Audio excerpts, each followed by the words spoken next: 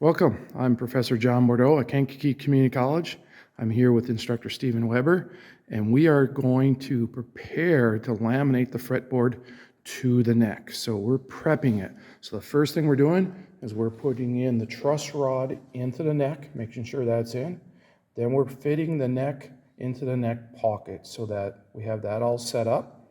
Next thing we're doing is we're getting our bridge out.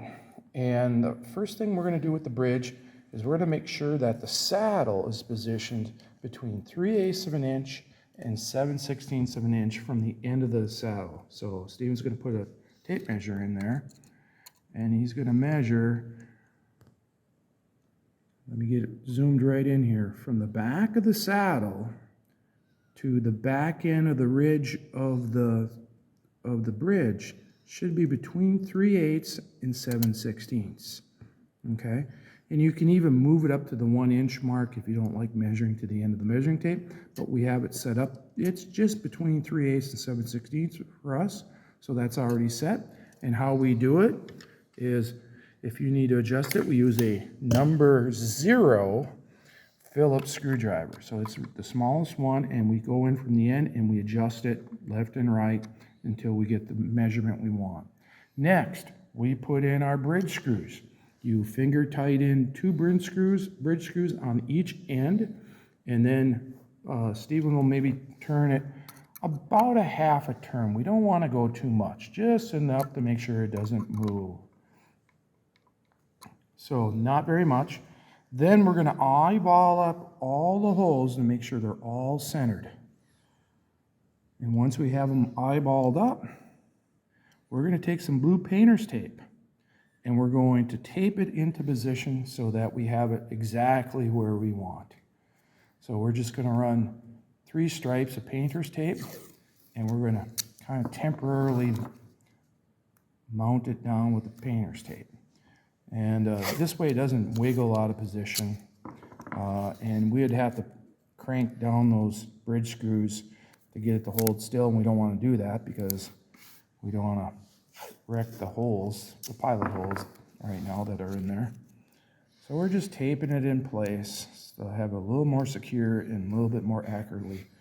For our next operation now is we're going to take that fretboard that we have, that we've already prepared both sides to, and we're going to set it on top of the neck. And what we want to do is we're going to check the scale length. And the scale length is going to be 25.5 inches from this side of the nut. So he can put his tape measure right into the nut slot there. And he's got to hold on to the tape measure.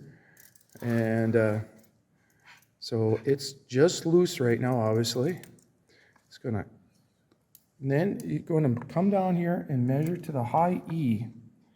And what we want is 25.5 inches to the right between there, those little 2 set screws. We want 25.5 to be between those little set screws on the high E that we just adjusted to between 3/8 and 7/16. So we're moving the fretboard back and forth until we get these 2 on the end here right at 25.5. This is kind of critical to get it to 25.5 because this is our scale length of our guitar. So then, once we have it, he's going to put a small clamp on there. This is a bar clamp. He's just going to try to hold it in place.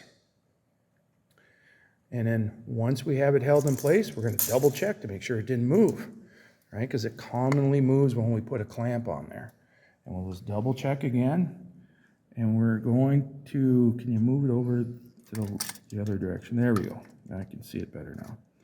So we're trying to get that 25.5 to the center of those 2 set screws there.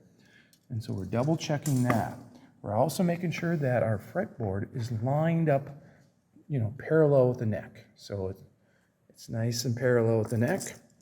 And we triple check and quadruple check. This is one of the most important measurements here, is to make sure that's still 25.5. And we'll move it around if we have to and get it adjusted so we're happy with our location. All right. Once we're happy with our location, we're going to take a 16th inch drill bit, all right, and we're going to drill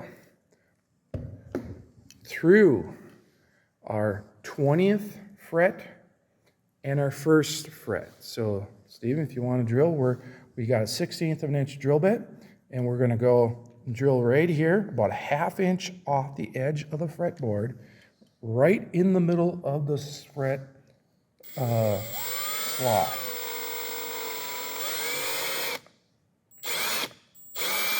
And we want to go so that we go through the fretboard, totally through the fretboard, and just a smidgen into the body.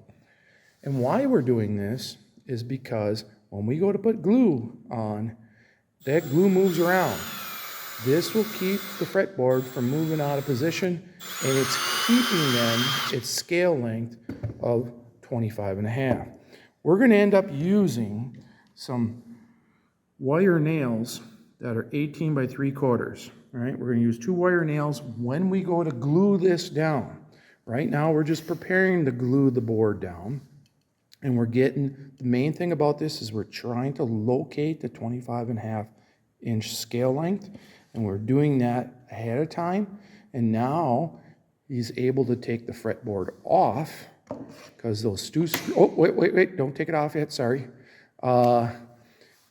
We forgot one step, the story marks. Oh, yes. So let's put the nails in position so it doesn't move.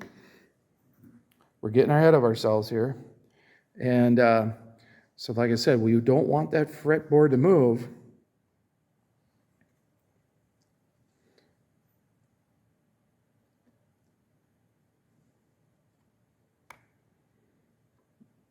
Now that fretboard's in position, we're going to take a pencil and we're going to make what's called story marks. And all we're going to do is just make some marks from the neck up to the fretboard. And we're going to use those marks to line up our fretboard when we have glue on it. It's just quick marks. They're not in any particular place.